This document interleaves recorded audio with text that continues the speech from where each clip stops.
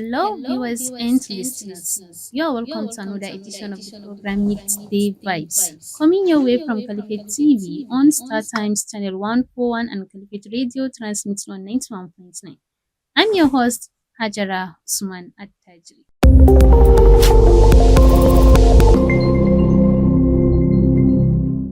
Every Nigerian pays tax daily, from salary deductions, VAT on airtimes and foods to market levies.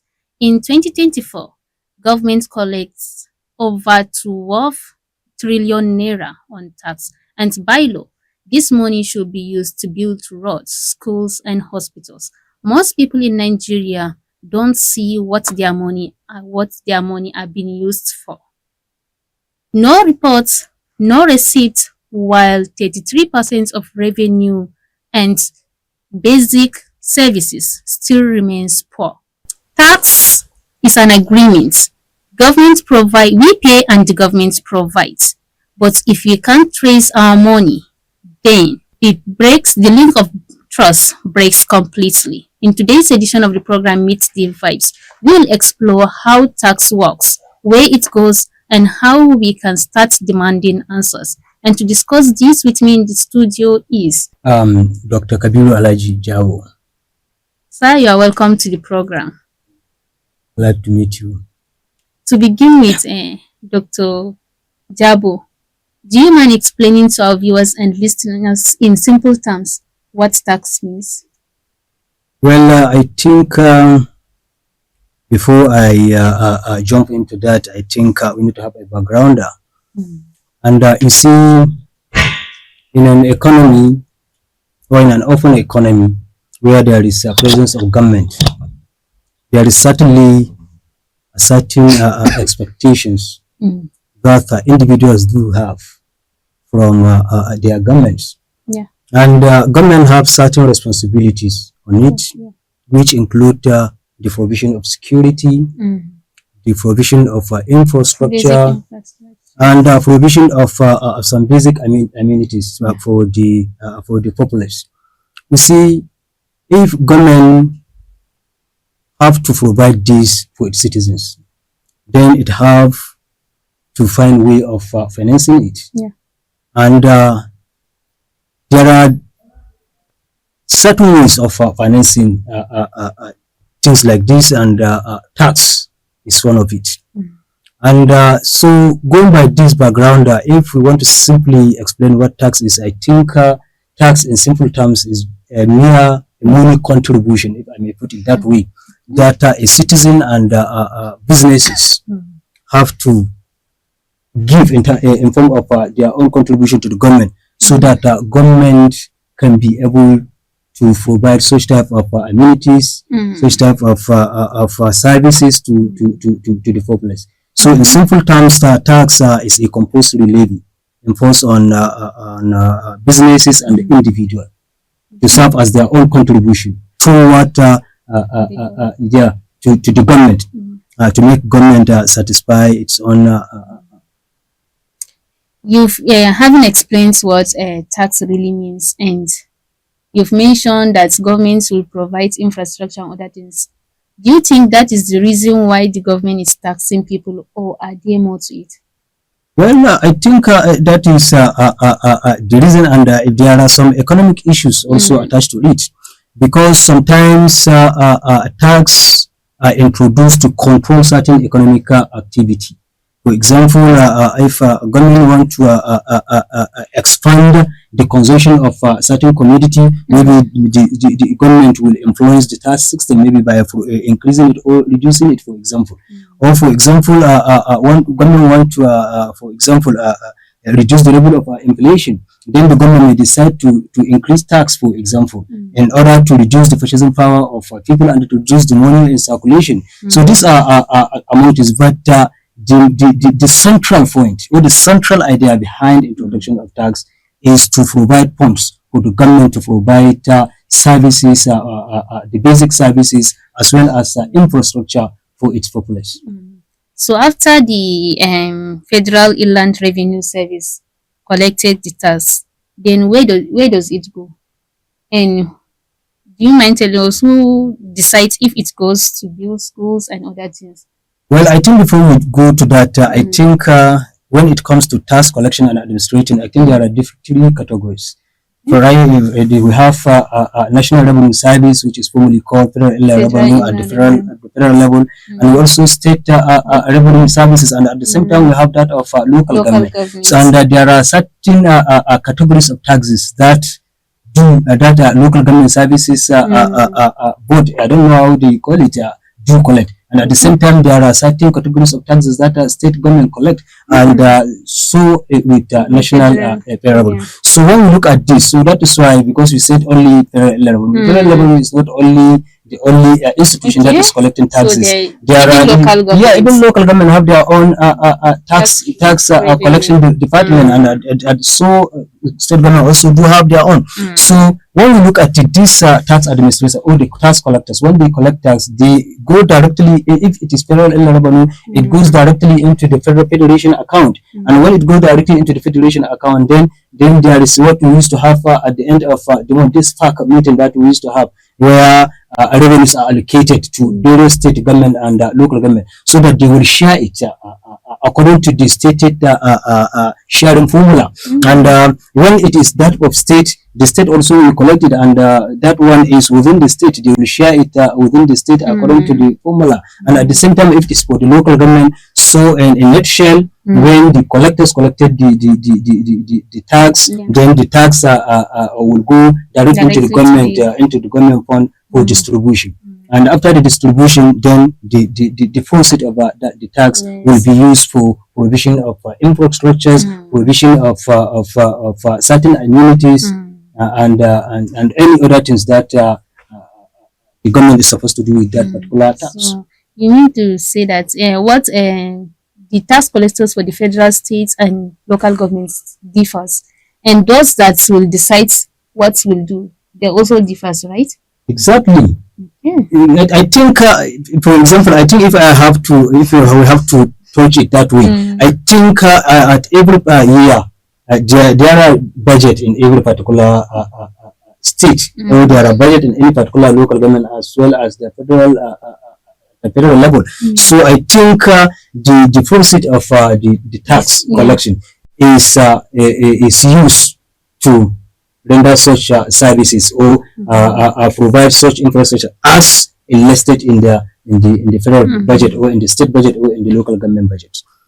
Why do you think that people complain that they pay tax but they see nothing? That is it because that there is no development, or is it because the government doesn't show us what is being done by the money collected?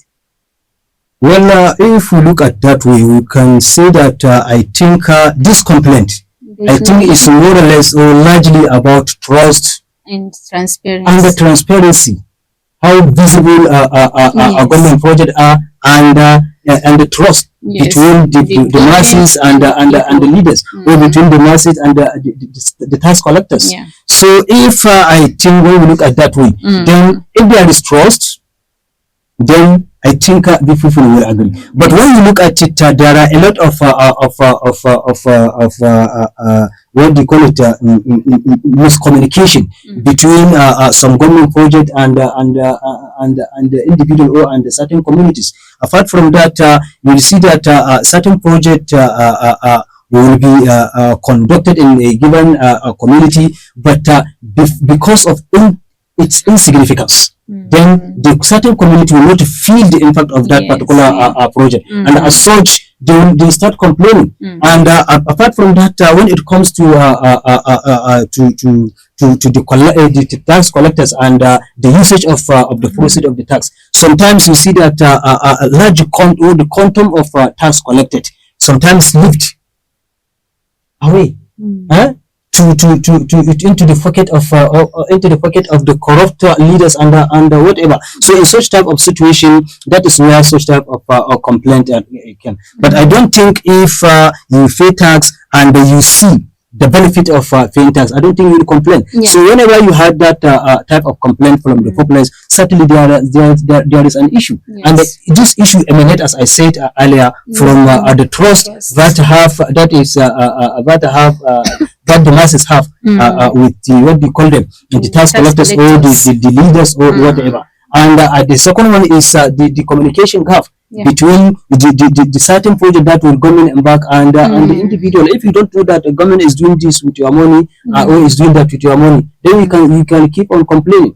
That is, I think, and sometimes this complaint emanate from the impact how the tax collection affect the consumption pattern of the individual. Because sometimes you have to believe the fact that tax reduce the purchasing power of individual, and by so doing, then certainly people will keep on complaining. In that aspect, do you think the way out for this should the government reach out to the people before implementing on a project in that certain community? Of course, yes. I think not only rich people. I think people, if in a community A, I think government should prioritize the needs of that particular community.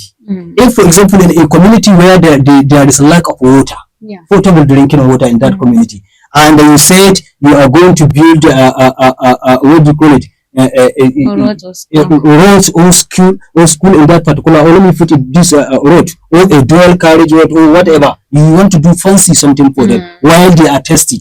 So there is no way that they will complain, but provide what exactly the needs of that particular environment. So by so doing, I think it will reduce the level of complaint. And moreover, you see, that is why in a budget there is need for what do you call them, participation of community in forming government expenditures. Because if you consider a given community before you embark on building any project for that community, certainly you will know what exactly that community needs, and by so doing, that one will reduce the complaint, and that one will certainly carry the community along with the government project that the government is trying to embark on. What will happen to a country where people stop paying tax? Like like Nigeria, for example, can Nigeria survive with just oil money without tax? Well, you see, these are two different things. This your question is to when you say, you started by saying, what if people decided to stop and if the country survives. So you see, if we are talking about economy, I think if country is a tax base, it solely rely on tax, then it will not. That particular economy will not survive. Why? Because I don't think there is a country that can do without security. There's no country that cannot do without that can survive without presence of security in that particular economy, and the presence of, for example, electricity, presence of good roads, what do you call it, good roads, and other basic things, hospitals, schools, and whatever. And the government do provide these services and the infrastructure from the proceeds of tax. So that is to say that if we stop paying the tax, then it means government will have more money to provide such infrastructure. But the question sometimes is if we pay tax, go back to the question that your previous question, do we see the benefit of paying the tax? That is why always the question emanates. So I think I don't think there is no community that will decide not to pay tax. Because even in the olden age, for example, if you look at Nigeria, maybe in the last 60 to 70 years, people have been paying tax. In fact, maybe when you look at the scope of tax collection in the then, it's even wider than now, because even the cattle rearer will pay the tax in the den.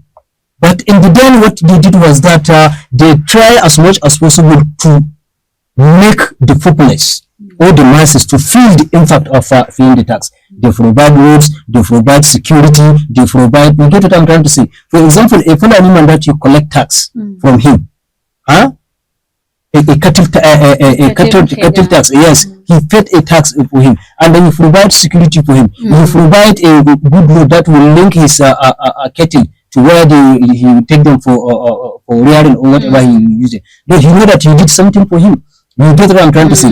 A farmer that pay tax for it, and then you provide a subsidized fertilizer for him. You provide a road that will link his farm to the market. Then you are doing something for him. Yes. But the question is, you pay tax, but you didn't see the impact of. But the impact is not there. You pay tax, roads are not there. You pay tax, security is not there. You pay tax, hospitals is not there. You pay tax, the level of education is the quality of education is going down. That is where the problem really lies. Is it true that poor people pay more tax than the rich people? Poor people pay tax. You see, let us for us to explain this. I think let us look at it at this two angle. You see, let us look at the system of taxation itself. You see, sometimes system of tax can be proportionate. That is where both the rich and the poor will pay at the same percent. And sometimes it will be progressive, and sometimes it will be regressive. So depending on the tax system you adopted, that one will tell whether the rich will pay. That is in what? In theoretical terms. But when you come to the reality, between the rich and the poor, there are certain economic issues that you need to apply to identify whether the rich will pay greater than the poor, or the poor will pay greater than the rich. If we are talking about the poor, we are talking about the have-not, those that do not have enough. And if we are talking about the rich, we are talking about the bourgeoisie, we are talking about the have-not, we are talking about those that have in surplus, in other words. And if we are talking about the rich, the poor, we are talking about those that have in deficit. And in economics, we know that the marginal propensity to consume of poor is greater than marginal propensity to consume of the rich. As such, the propensity to consume of the poor is higher. You get what I'm trying to say? You see, so this is an economic terminology. So let me put it this way: consumption. Let me see it that you will see that if, for example, now, for example, somebody like me, you give me, for example, now you give me 1 million naira, and you give 1 million naira to Dangote, 1 million naira, and in the next 2 days you ask me, Dr. Biru, where is your 1 million naira? Can you find it? Maybe I'll tell you that I use it to buy food, I use it to buy fuel for my car, I use it to, why? Because I need it. But by the time that you will ask, for example, where is the 1 million naira that I give? Maybe when you give it to him, he's sitting there and he put it down, he will even have to think, where do I put that 1 million? Then he will immediately bring that 1 million and give it to you. So which means I go to market more than him. The more I go to market, the more I buy, the more I feel. That is one thing. You get what I'm trying to say. And at the others, this is so you see, in this case, when you look at the VAT and whatever, I buy more than him. So if I buy more than him, then it means I will pay more than him. That is not only issue. Another issue is when it comes to the tax itself. If government impose tax on businesses and individuals, let us assume that the government impose more tax on harassment.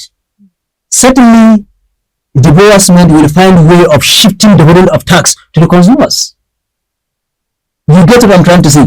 If, for example, the government increases the tax of a firm, for example, I give you an example of Boa Cement here in Sokoto. So if government increases the tax, maybe he used to sell the bag of cement at the cost of 5,000 naira, but the government increased the tax of 1,000 naira to him. Then he may decide to what? To shift the burden of that tax to what? To you, so that he will increase the price from 5,000 naira to 6,000 naira. In that case, who is paying the money? The people and the masses. In this case, who is the rich and who is the poor?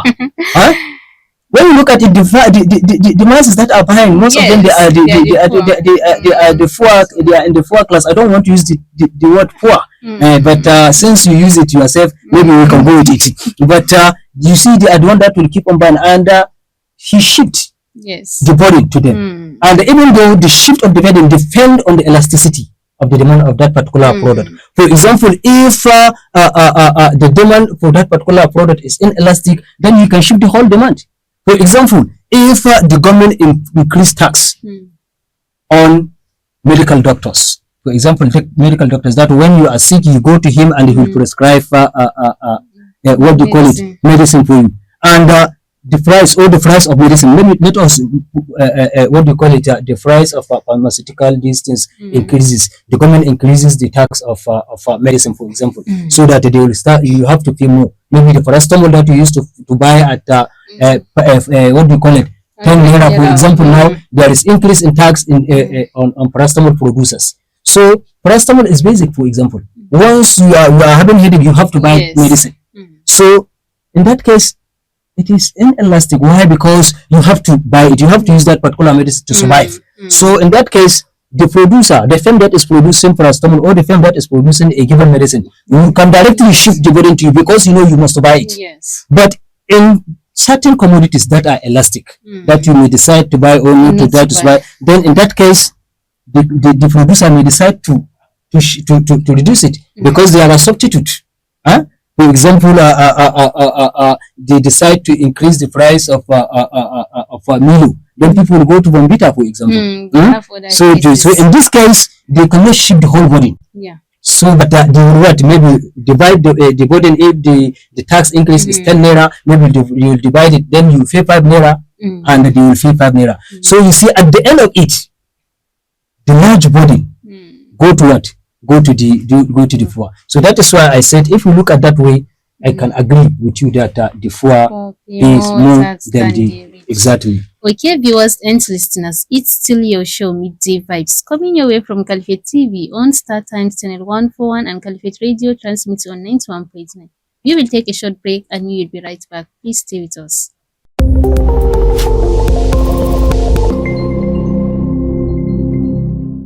Welcome back. In case you just joined us, this is Midday Vibes, coming your way from Caliphate TV on Star Times Channel 141 and Caliphate Radio transmitting on 91.9. Right here at the studio, we are discussing about taxation. Most people in Nigeria don't see what their money is being used for, because we pay tax daily and we don't see what the government is using the money for. And you want to be part of this conversation, the number to call is 090-6000-2022. And with me in the studio is Dr. Kabiru Alhaji Jabo. Sir, you're welcome back from the break. Why do you think the government borrows money if the government already collects tax? Does it mean that the tax is not enough, or the government spend the money wrongly? Well, you see, let us begin with the reason why government borrows. You see, we have talked about budget. Yes. That has to do with government revenue and its expenditures. And when there is a gap between government revenue and government expenditures, then it means if, for example, the expenditures is greater than the what do you call it, than the revenue, then we know that we have a deficit. And for us to fill in that particular gap between the government revenue and the expenditure, the existing deficit, for us to fill it, then government have to embark on borrowing. And the borrowing could be from different sources, whether it is in domestic or it could be external. But that's not, since we are talking about the borrowing. So you see, the revenue itself might come from different sources. For example, tax, of which tax is one of the major sources of government revenue, as we have said. And that is our main topic of discussion. So you see, if there is huge gap between government expenditure and its revenue, meaning that expenditure is greater than the revenue, then in such situation, government have to borrow in order to fill in that particular particular gap. So that is why government have to borrow. So other things might come. For example, since we say tax is not the only means of because government sometimes do some businesses. Government might own some companies. For example, Nigeria, we are exporting oil and whatever, another source of so if the combination of these two, the consummation of all the sources of government revenue is not enough to fill in the gap. You see, then it means a government have to borrow. Always, the issue is that it is not the collection of tax or the payment of tax that matters. What matters is always what is government doing with that particular tax. That is the issue. Every particular, even the so-called developed world that you are seeing, people are paying tax, but they see the output or the outcome of paying tax. They will see good roads, they will see electricity, they will see security, they will have potable drinking water, and they will have this and they will have that. But in a situation where you don't have it, you collect tax. There is no water, there is no electricity, there is no security, there is no this and there is no that approach. So what are you doing with the process of the tax collected? That is why people start asking why do government follow? You get what I'm trying to say. But sometimes you see that a government increases tax in order to convince the institutions where they used to go and borrow money that they have the ability to pay tax. And which sometimes is not going good, because I don't think I didn't see, even if there is, I didn't see any empirical evidence which shows that a tax alone can develop a given country. There is no economy in this world that is developed with the process of tax alone. So can tax reduce poverty if it is being used well? Absolutely yes. Absolutely yes. Because if tax is used well, then I think for us to answer this question, then we refer back to ourselves to what had happened in Nigeria before now. Maybe in the 60s during the time of Sardonas and whatever his people. You see what is happening. People are paying tax. You pay tax, you pay traditional tax, even here in House Citizen, you pay jungle, you pay this, every particular person in your locality must pay tax. Every particular person, every particular household will pay tax. But they didn't complain. Why?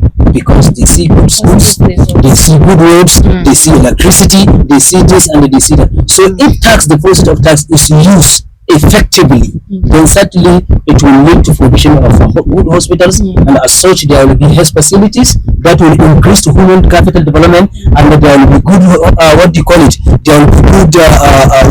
there will be good schools, and we will have quality education that will help in having a very good a society that is highly developed humanly, and we can also have a security, and with such type of security it will lead to the inflow of foreign and domestic investment, and as such that one will help in what? It will help in reducing poverty. Why? Because so many people will get employed, so many people will go back to farms, so many people will have a road to transport their commodity from the farm to the product. But in a situation where tax is collected, but there are no good hospitals, then it means that people are paying money and they will fall short of what? Short of health. Their health will be what? Will not be what effective enough to make them productive. And if the quality of education is low, as a result of not having qualitative schools, or not having equipped schools, or not having a very good environment for study, then the quality of education will go down, and the human capital development that has to do with education certainly will go down. So if tax is collected and if it is used sufficiently and effectively, certainly it will reduce the level of poverty. And if it is if the use of tax is otherwise, certainly the quantum of the populace will be highly impoverished. How can tax money be used to produce, like to create job opportunities for the masses? We still come back to this. If tax money is used to provide good schools, if tax money is used to provide good hospitals, if tax money is used to provide equipment that will provide security for us, if tax money is used to provide basic amenities in the society, that one will help in developing bringing what we call human capital development. And by so doing, we will have a population, or we will have a youth that is capable of producing goods and services. And by so doing, the level of productivity will increase. And when the level of productivity increases, certainly the level of income will increase. And when the level of income increases, then the service itself will increase. And when the service is increased, always you should put it in your mind that savings is equal to investment in economics. And when the service increases, certainly the investment will increase. And when the investment increases, then what do you call it? The level of productivity will increase, and the income will increase. Then the circulation will keep on going that way. And if the what do you call it? If the scenario is the other way around, that is, we don't have a good quality education. We don't have a good quality education. Then our productivity level will certainly come down, because the members of the populace, the youth that are supposed to engage themselves in producing goods and the services, their effectiveness is low, and as such their ability to produce will be low. And if the production is low, certainly we know the income is going to be low. And if income is low, we know that what do you call it, the saving is going to be low, and the saving will affect the investment. The investment will certainly affect the production. Then you see another vicious cycle of poverty will emerge, that will certainly plunge the what do you call it, the Nigerians per se, if we are talking about Nigeria for example, then into poverty. Then, and it will certainly make a large percentage of Nigerians popularized. Do you think it's better for government to tax businesses, or is it better for them to help them to grow first? You see, this issue of taxation, we have been talking about it. You see, tax is mandatory, but the question is, the question is how we tax it and who we taxed. You get what I'm trying to say? So you see, what we need in this country, I don't think is increase in the rate. We should must differentiate between the increase in the rate of tax and increase in the scope of collection tax. You see, when you increase the rate, certainly it will have its own different effects. But when we increase the scope of tax collection, we didn't increase the rate, but we just increased the scope of tax collection. Those that are not paying tax, let us ask them to pay, because they're supposed to pay, but they are not paying, and we know them. And there are a lot of institutions that are not paying. They're supposed to pay tax, and I think there is even a name that they used to call that type of situation where you decide, where you deviate from paying tax. So let us impose those that are not paying tax to pay tax. But when it comes to businesses, don't increase the rate of tax to business, because by so doing, increase in tax has serious negative effects. By the time that you increase tax, then you are bringing so many things. If, as I told you, that if you increase tax to businesses will shift that tax to consumers. And when you shift that tax to the consumers, so many things will happen. One, purchasing power of consumers will go down. You get what I'm trying to say? Purchasing power, your ability to buy goods and the services will certainly come down. If, for example, you have the price go off, what you used to buy at 10,000 now, naira now go off to 11,000. You see, your purchasing power is now is reduced now. From what? From where? From 10 to what? To 11, because now you have a deficiency of 1,000 naira. So by the time that you did that, then it means the demand for goods and the services in the market will come down, because what you used to buy, you have to reduce the quantity now. And when you reduce the quantity of goods and the services that you buy from the firm, what will happen to the firm? That particular firm must reduce what? Production. Why? Because you used to supply, for example, 10 bags of rice, and the people will buy 10 bags of rice. But as a result of increase in tax, that led to a reduction in the purchasing power of people. Then the ability to buy that particular 10,000 reduces to only 9,000. Then it means the producer will now stop producing 10,000 to keep on producing what? How many? 9 only. So by the time that you come back from producing 10,000 to 9,000, then it means you have to reduce labor. You have to reduce labor. So with reduce labor, it means by reducing labor, the employment level decreases. Not only what do you call it?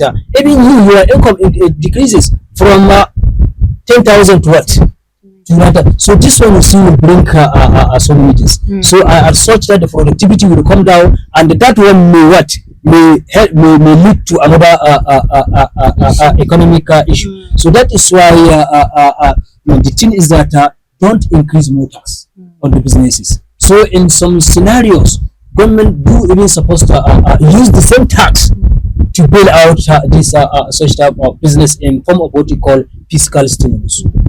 What one positive change will make Nigerians trust tax again? Is it good schools, good roads, or just good explanation? I think how will explanation? No. I think the only thing that you said that when I If think you the asked some a question similar to this, and yes, if I that's respond to that. It transparency. is about trust and the visibility. Mm, Let the government provide the infrastructures for the citizens to see that this mm. infrastructure is from The your tax government, money. yeah. Let the government provide security for the for the population, so that the population will know that this security that we have is as Mm, a result of you paying taxes. Let them provide good hospitals for us. mm, Let them provide good roads for us. Let them provide train station. Let them provide. So by so doing, if you do mm. that, then certainly that you will develop a trust between you and the populace, and as well as encouraging or motivating the populace to pay tax.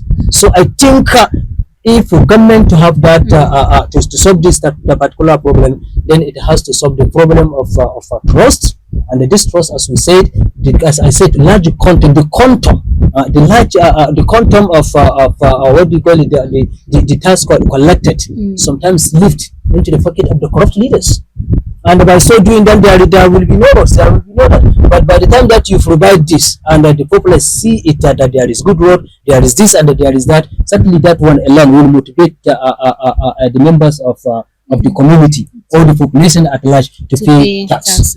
Should people pay tax even when the government is not working, or they should stop paying tax? And what does the economics say? Is it a threat or a duty?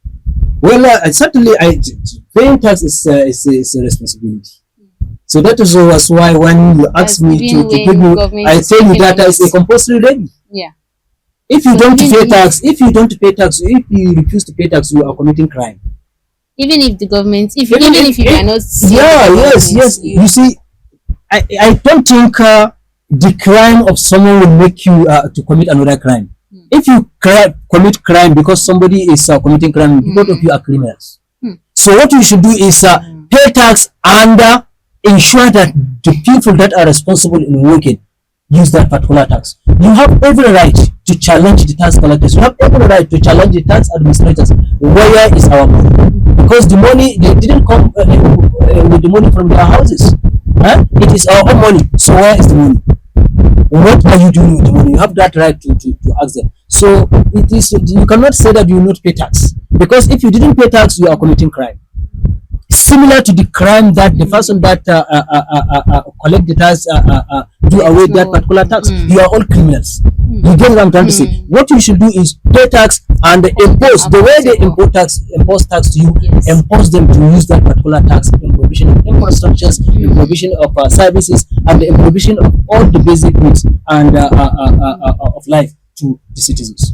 For a Nigerian struggling to feed daily, how do they balance taking care of family needs and playing their part, since you say paying tax is mandatory in developing the country? Well, you see, that is, we still have to come back to this point that we said we need to what we need to encourage, or we need to impose our leaders to do the appropriate thing with the tax collectors. If if we impose them, because we have every right to impose them legally, Mm. using legal ways Yeah. of imposing them. Yes, because they too, they are using legal ways. If they want to jail you now because you refuse to pay tax, Mm. they will use legal way Yeah. to tell, because there is a section of the law that say you must pay law tax, and if you didn't pay tax, if there is a punishment for that, they will apply that one and they will take you. Then at the same time, there will be a section of the law that says that if you collect government money and you refuse to work with it, you do something private with it, then there will be punishment for you. So if they used that one to punish to punish you if you didn't pay tax, then Mm. you use the other law to what, to impose them to pay tax. And when we do that, certainly things will work, and this level of poverty will reduce. Reduce. Yes. Okay, thank you very much, Dr. Kabir Jabo, for honoring our invitation and for sharing your thoughts with us today. Thank you very much. And with this, we come to the end of today's edition of the program Midday Vibes. On behalf of our production crew and our guests, Dr. Kabir Jabo. I am Hajara Usman Attajiri. Stay blessed until next time.